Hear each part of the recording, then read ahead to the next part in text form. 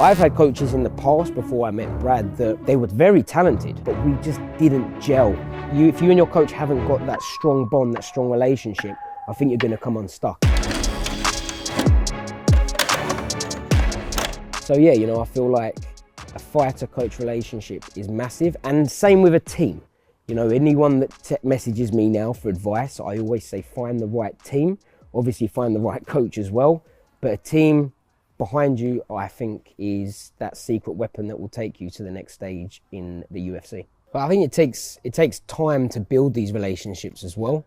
So, for me and Brad, we're very close. I've known Brad for 11 years, I think, 10 years. I think it's how long I've been with Lauren. And it takes time to build relationships. I think people sometimes, even to this day, they come into the gym and maybe they expect Brad to do everything that he does for me. So it's not necessarily going to work like that. You've got 400 members in this gym. You can't do that. Someone might think, why does Nath get special treatment? Whether that's doing a little bit of extra pad work with Brad or something. But what they don't realise is that me and Brad have been working together for 11 years. Me and Brad were training together when Brad was in the UFC and we were sparring against each other. We have a laugh with each other. I've gone round Brad's house for dinner, vice versa. We have a relationship that I don't think coaches can force that with their students. It's not that kind of relationship, but I don't think even that, if I didn't really know Brad that well and he'd done that, I might feel like, oh, this is awkward, this is weird, and I've had coaches in the past before I met Brad that they were very talented, 100%. They were legit black belts in jiu-jitsu, but we just didn't gel. And I think you can get on with someone so long, but there's always going to be bumps on this road. And if you and your coach haven't got that strong bond, that strong relationship, I think you're going to come unstuck. And to me, it's a secret weapon. You look at people like Sean O'Malley and I've forgotten his name. Is it Tim Welch? They've got a great relationship. They go out with each other. They look like they get drunk together, but they also go and fight together. And I think things like that are important where your coach knows you. Brad's cut weight with me and he knows when I'm about to, struggle. He knows when I need a bit of a kick up the arse. He knows when I need a little whisper in the ear of, mate, you need to pull, come on, let's do this. Or maybe I need to be screamed at. And it's very similar to like my dad. I've obviously got my dad in my corner as well, but having Brad similar, it's like a father figure, someone that's been there, done that. Brad will ring me up if he sees me spunking money and saying, what are you doing? You're in the UFC, like you're only getting paid when you fight, and rein it in. Brad's spoken to me about setting up companies, and there's so much that you can learn with a coach that you gel with. Unfortunately for some people, you might just not be near that. You might not have that accessible to you, which is, again, why I've sort of set up the Prospect Academy to give fighters advice. And, we're very fortunate that we've got Brad in the gym. Trust. You trust your partner you're with. If you lose trust with your partner, if it's a business partner or a girlfriend, you lose trust in them, that relationship goes same as the trust in your coach. If you believe your coach doesn't have your best interests at heart, you would lose faith in him, and that would make the relationship go as well.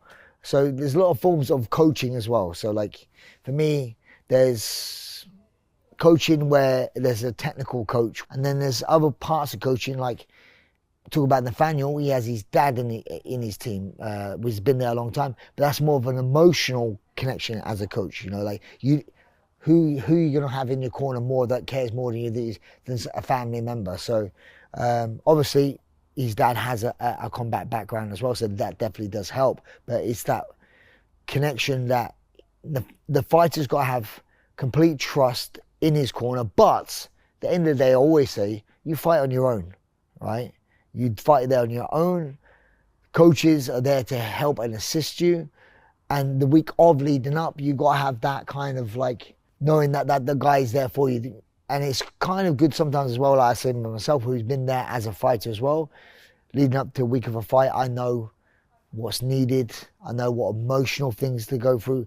This is where sometimes it's a hard one where people go, oh, he's never fought before, he's not a good coach. That's not true. You could be a very good technical coach. But to be a leader, you have to walk the path that the fighter is going to walk, in that aspect where if he goes, I'm feeling like this, and I'll be like, oh, don't worry about that, because he'd be like, oh, he's been there, you know, yeah, he gets it. Where I used to say to myself when I used to fight and someone comes up to me and goes, how you feeling today? If it was a normal person, I'd be like, stop asking me stupid questions, go away. You don't know how, have any idea how I feel. Leave me alone. And you actually get kind of annoyed with those people, which they're just being nice. But if your coach comes up to you, go, hey, how you feeling today? You go, oh yeah, I'm feeling a bit tired, you know, like you kind of, you get it because they know how you're feeling. And they're asking for those sort of reasons. Like, it's not a stupid question if your coach asks it, but if your mate down the road, you know, Dave goes, hey mate, how you feeling today? You'd be like, oh, piss off. It's always a Dave as well. Yeah, it's always the Dave. I always make this same joke. I have 2 biological children, but I have 60 plus children in the gym. Because when the people in here, under my roof, it is my responsibility. So if I do see someone not acting accordingly in the gym or even outside the gym, if you're part of me, I have to give you my advice. I just feel it's my duty as a human being, you know, trying to help people, steer people in the right direction as much as I can, you know. It can be stressful, but part of me is, I do enjoy it. I enjoy like helping these young guys out and giving them, like, even when I've done it before I was a coach, when I was a fighter, you know, like when I used to pick Nathaniel up and we used to drive hour and a half to North London on a daily basis. Boom, we're just chatting. He's asking questions. I'm giving him advice back. Yeah, this, that. It's just how in my makeup. And that's in fighting. I give people advice in just life in general. I like to think my life's in order, and I like to think my moral compass is very correct. So I do feel like I give good advice inside the cage and that sort of stuff is fine, but also outside. You know, like if 100% if Nathaniel had problems at home, I like to think that he could come and confide in me, and I think I give him solid advice. And I say I do that with a lot of people within my gym as well. It's just the kind of person I am. I'm not saying that doesn't make you a good coach, you know. I think as well that this sport's your life. So like, you know, you get a lot of coaches out there that may just be coaching for money, and you can see, you know, you see coach turn up and they're like, look, I'm here to get paid my money and then I'm gone. Whereas for Brad, he's holding pads for people for free. You know, he's not necessarily charging them. He's traveling across the world for amateur fighters. He's not getting paid for that. You love the sport. And I think that's what always takes that coaching level to the next stage, is that when you have a coach who's passionate about it. You know, Brad's not here to just take the money, go home and, you know, ride off into the sunset, you know. I wish I could. He's here. He's doing weight cuts with people. He's, how old are you? 44? 26. 40, let's say 45. You know, Brad could be at home and go, no, do you know what? I'm going to let the other coaches do that I pay, and I'm going to chill. Instead, he's getting in the sauna for hours on end because he's there with his fighter the whole time. And I think it takes 2 to tango. You know, you've obviously got to be a good person. So I'm sure Brad's not going to do that for people if they treat him disrespectfully, you know, or they're just not nice people to be around, and vice versa. You know, I think both people need to be on that same wavelength. It's only human nature when you have so many people in the gym. Like I say, I have 2 kids, biological kids, and 60. You can have your favourites, right? Not even your favourites in a way that I try and be very fair. If Nathaniel's late, I will scold him the same way I would scold someone who's new to the gym. I don't treat people differently in that aspect, but I do treat people differently in a way where if I give him loads of advice and he listens to me, I'm like, cool, nice.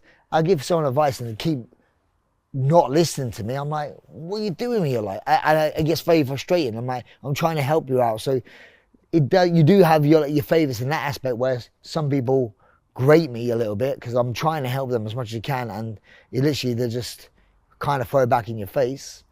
And then you have the ones where they listen to you, you help them out, and you see them succeed, and you're like, boom, brilliant, awesome. You know, like they're the ones I have a bit more of. And don't be wrong, just life, isn't it? You're gonna have people you're not friends with everyone in the world, are you? Came to my wedding. Yeah, you're not friends with everyone in the world. You have a bond, you have a connection. Like even outside of fighting, we play computer games. We're geeks. You do things. You find friends in all walks of life. You know, so like yeah. You know, we spent years in the car together, as Brad said, going to North London. That's an hour and a half there, hour and a half back. You know, get to know him. So, you know, if I had just met Brad briefly for a session, maybe we wouldn't have gelled as good as we do. But, You know, sometimes I think fighters may go to a gym and think, oh, this guy's not for me. You know, he didn't do what Brad does for his fighters. And sometimes it just takes a bit of time to gel, and you got to just work on it. Also, it's something for me, because obviously in the gym, especially a big gym like this, it does attract a lot of fighters. But then also, it attracts a lot of good fighters, it attracts a lot of average fighters, it attracts a lot of not so good fighters. I will still give anyone attention if they stay here long enough. For me, I'm not that type of coach where, oh, that guy's just come in, look, he's in the UFC. Let me give this guy all the attention in the world and hopefully he'll stay here. No. For me, I'll give everyone attention, don't worry, I won't just blank them. I'll give them attention. But for me, you've got to try and earn it a little bit by staying and coming. And then I'm like, okay, right, I'm all about the team. Okay, this guy's a team player, he's part of the team. And I even see that with people within here, like, I can't be everywhere at once, where I have other fighters who help out other team members. Brilliant. People here holding pads for each other. Brilliant. I see people helping each other out, and that's why I like the team. Giving younger guys, like Nathaniel will give younger people advice how to attract sponsors. Brilliant. He's helping me out doing my job in a way, you know. So like, it's all about the team. So I'm very friendly to everyone. I always am. But like, I give someone a bit more attention when I'm like, here again. Okay, cool. This guy's serious about what he's doing. I always say, even with the fighters in the gym, it's like, you need to have that fire yourself. I can't ignite that fire, right? I could put fuel on that fire and make it burn brighter, 100%. But that fire's got to be there burning already. That fire's got to get you out of your bed and get yourself to the gym. If that fire's diminished and you're not going to get out of bed, I can't help you with that fire. You need to get your fire burning, get out of bed and get in the gym, and then I can throw fuel on that fire and we could go. But I can't get you out of your bed, you know. Don't get me wrong, sometimes if you're part of the gym and you haven't been in the gym for a while, I will send you a message, hey, how's it going? What's going up? Everyone has their problems. Life is hard, right? So I get that. I will send you a message, hey, what's going on? I'll check in on you, see what's going on. But at the end of the day, you need to be self-motivated, in life in general, but also within the sport. It's a very tough sport to reach the top, you know, so you have to have that desire yourself. But on the end of the day, it all comes down to just consistency and work ethic. They're the two most important things, you know. You'll outwork your opposition by default. You be the best fighter you possibly can be, and that's just by training and being consistent with what you're doing. Turning up. Some days it's turning up when you're feeling amazing, and it's turning up when you feel like shit and you don't want to do it. And sometimes, I mean, you can vouch for this, sometimes you feel like crap and you turn up and you had the best session of the world. You're like, oh my God, I smoked it. I think it's discipline over motivation, isn't it? You know, anyone can turn up when they're motivated, but it's turning up when you're not. And, you know, that's why discipline needs to come into it. You know, January the 1st, I bet everyone was in the gym. Now, are they still in the gym? You know, are they not as motivated? Because I get days, of course, where I wake up. Do you think I want to go to the gym? No. Do you think I want to go and get kicked in the head by someone? No. But I've got to do it. So, you know, there's a fine line, obviously, between overtraining and, you know, actually doing what you're supposed to be doing. But you've got to be disciplined and turn up, show up, put the work in. And, you know, as Brad just said then, you know, some of the worst days that I've had where I'm like, you know, maybe I've had the worst night's sleep and the longest day I could have had, I turn up and have the best session ever. And then vice versa. I wake up, I feel amazing, I feel ready to go. I turn up at the gym and get smashed by everyone. So, I think when you know that, it's easier to just go, right, you never know how this session's going to go. So just get in the gym and work. That comes by experience. So what is experience? Time put in. More time you put in anything, the better you become at it. And you understand yourself as a person, how you act, your body, you understand it all. So and that all comes with consistency. For me now, I have all the knowledge I picked up over the years. And I'm teaching people that knowledge straight away, technique. And that's where I'm giving people a head start, where I never had that head start, you know? That's why I always say there's a lot of athletes, but not as many fighters these days, because there are some absolute specimens. You know, people come in this gym, they can do everything, they look the part, but they just haven't got that fighter mentality, which I don't know if you can train it, you know? I feel like there are things that you can do. For example, let's go to an ice bath and see if you can hold on. How long can you hold on? Build that mental toughness. But not everyone wants to fight. And it's something that I've always said, I love fighting. I love it. You know, when I go in that cage, of course I'm thinking about my pay, I'm thinking about the money that I'm going to make for the fight.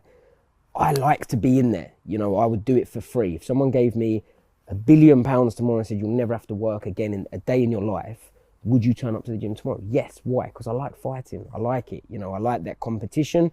I like that it's a one-on-one, you know, sport. I'm not relying on 10 other players or anything like that. And yeah, I don't know if you can train it, but you definitely need that mental aspect as well as the, you know, the physical athletic traits. So I think when you get the two together, that's when you'll get a high level fighter, which I think is anyone in the UFC. I don't think there's anyone in the UFC that hasn't got that fighter mentality, because I don't think they would have got there that far, but maybe some have it better than others. Especially in this day and age where there's so many good athletes nowadays.